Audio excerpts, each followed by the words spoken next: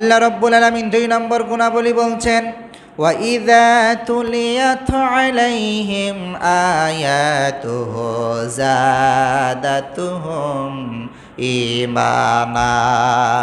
যখন মুমিনরা কোরআন শোনে, কোরআনের আলোচনা শোনে অথবা কোরআন তেলাওয়াত শোনে, তখন যাদাতুহুম ঈমানা, তাদের ঈমানটা বৃদ্ধি হয়ে যায়।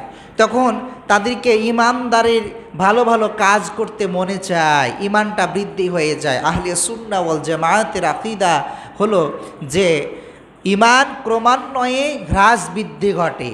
ঈমান কখনো বৃদ্ধি হয়, কখনো কমে যায়। ঈমান কমে যাওয়ার বেশ কিছু কারণ আছে, যেমন গুনাহ বেশি করা, কাবিরা গুনাহ বেশি করা, গুনাহের সাথে বেশি জড়িত থাকা, হারাম ভক্ষণ করা, এই সমস্ত কারণে ঈমান কমে যায়। আবার ঈমান বৃদ্ধি হওয়ারও কিছু কারণ উপায় রয়েছে, ঈমান বৃদ্ধি করার, ঈমানকে চার্জ করার কিছু উপায় রয়েছে। তার মধ্যে প্রধানতম উপায় হচ্ছে কোরআন তেলাওয়াত করা এবং কোরআন শ্রবণ করা। আল্লাহ বলছেন, ওই মুমিনরা যখন কোরআন শুনে তখন তাদের ঈমানটা বৃদ্ধি হয়ে যায়। এই ঈমান ক্রমান্বয়ে বৃদ্ধি এবং হ্রাস ঘটে, এটা আহলে সুন্নাতের আকীদা। এটা আমরা যখন ফাজিলে ইমাম তহাবির যখন আকীদা বিষয়ক একটা গ্রন্থ পড়ছিলাম, তখন এটা ডিটেলস সেখানে বিস্তারিত আলোচনা করা হয়েছিল। যাই হোক, তো এটা হচ্ছে মেন আমাদের বিষয় সার কথা, যেটা ঈমান ক্রমান্বয়ে বৃদ্ধি হয়। তেমনইভাবে ঈমানদারের ঈমান বৃদ্ধি হয় তখন যখন কোরআন শুনে, কোরআনের আলোচনা শুনে। দেখবেন অনেকে আমাদের কাছে, অনেক মুসল্লিরা অনেক সময় বলে যে হুজুর, যখন খুতবা শুনি বা ওয়াজ মাহফিল ওয়াজ শুনি, তখন মনে হয় যে আজকে থেকে যা করেছি আর নামাজ ছাড়ব না। আসরের ওয়াক্ত থেকে নিয়মিত 5 ওয়াক্ত নামাজ আদায় করব এবং গুনাহ পাপ যা করেছি, যেগুলো নিজে বুঝতে পারছি এগুলো গুনাহ করছি, সেগুলো সব ছেড়ে দেব।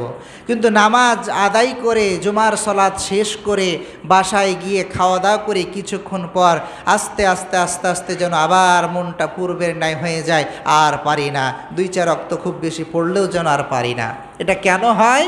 এটা হওয়ার কারণ হচ্ছে, যখন ইমাম সাহেবগণ বা আলোচনায় ওয়াইজগণ, যখন মাহফিলে হোক মসজিদে হোক, যখন কোরআন থেকে আলোচনা করা হয়, তখন এই কোরআনের আলোচনার কারণে তার ঈমানটা বৃদ্ধি পেতে থাকে। তার ভিতরে যদি ন্যূনতম ঈমান থাকে, ঈমানটা বৃদ্ধি পেতে থাকে, তখন তার কাছে মনে হয় যে এগুলো করা উচিত, এগুলো করা উচিত নয়। কিন্তু এখান থেকে বেরিয়ে গিয়ে যখন আবার সেই পাপের সাথে জড়িয়ে যায় অথবা দুনিয়াবি বিষয়ে জড়িয়ে যায়, দীর্ঘক্ষণ যখন এটাকে অবস্থান করতে না পারে, তখন তার ঈমানটা আবার কমে যাওয়ার কারণে পূর্বের অবস্থানে চলে যায়।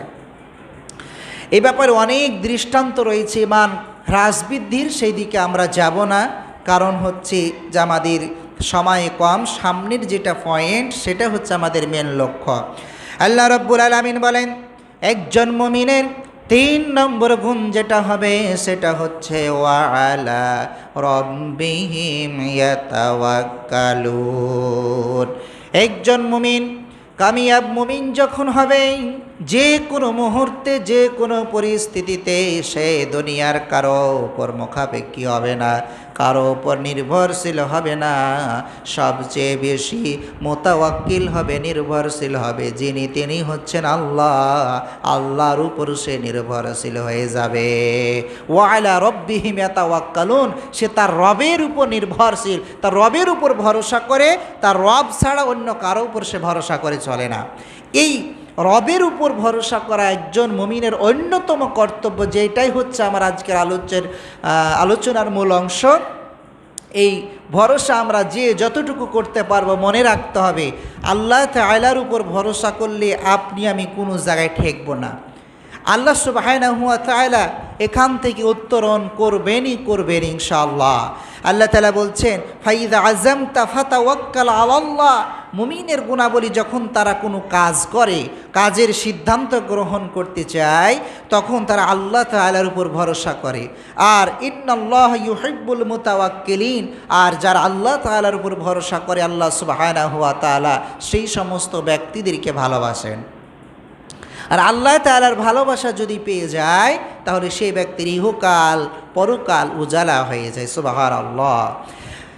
আল্লাহ রাব্বুল আলামিন বলেন, ওয়া মান ইয়াতাওয়াক্কাল يتوكل على الله فهو حسبه إن الله بالغ أمره قد جعل الله لكل شيء قد جعل الله لكل شيء قدرا আল্লাহ তাআলা বলছেন ওয়ামান ইয়াতাওয়াক্কাল আলাল্লাহি ফাহুয়া হাসবুহু, যেই ব্যক্তি আল্লাহ সুবহানাহু ওয়া তাআলার উপর ভরসা করতে পারে, ফাহুয়া হাসবুহু, তার জন্য আল্লাহ তাআলাই যথেষ্ট, তার আর কারো প্রয়োজন নেই।